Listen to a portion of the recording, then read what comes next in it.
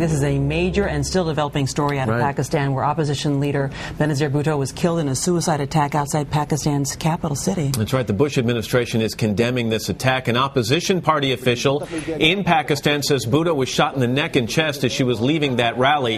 At least 20 other people were killed. It's a devastating blow for Pakistan, which was headed to parliamentary elections next month.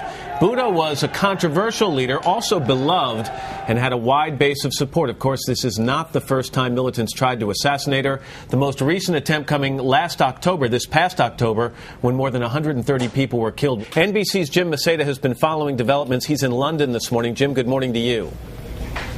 Hi, Matt. Well, she was a two-time former prime minister who knew that enemies stalked her, she said, both within the Musharraf regime as well as within a number of extremist Islamist groups, and even within other opposition parties who saw her as a sellout to Musharraf and the West. This was, as you mentioned, the third assassination attempt on Bhutto, and it turned out to be the last. Now, a violent political campaign has become even more volatile.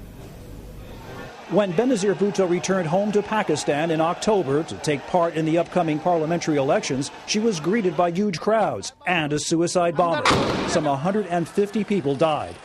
Today, another attacker struck at an election rally, fired at Bhutto, and then blew himself up, killing at least 16 people, among them the 54-year-old Bhutto, who died in the hospital some hours later.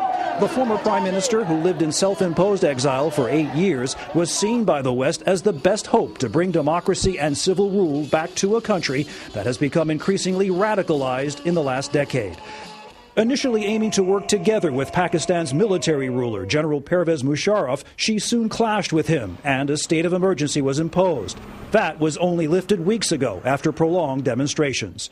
Bhutto was political royalty in Pakistan, the daughter of a leader who was himself executed after a military coup, leaving her millions of supporters distraught and very angry. And it is very unclear who, if anyone, will be able to fill the political vacuum that her death leaves now. Her party, a moderate force in Pakistan, is now rudderless. And there are now reports coming in of potentially violent demonstrations in the streets by her supporters, and the very real chance that President Musharraf will reimpose martial law that he only lifted in mid-December. So, Anne, it's a very traumatic day indeed for democracy as well in Pakistan. Back to you. It is. Jim Maceda, thanks so much this morning.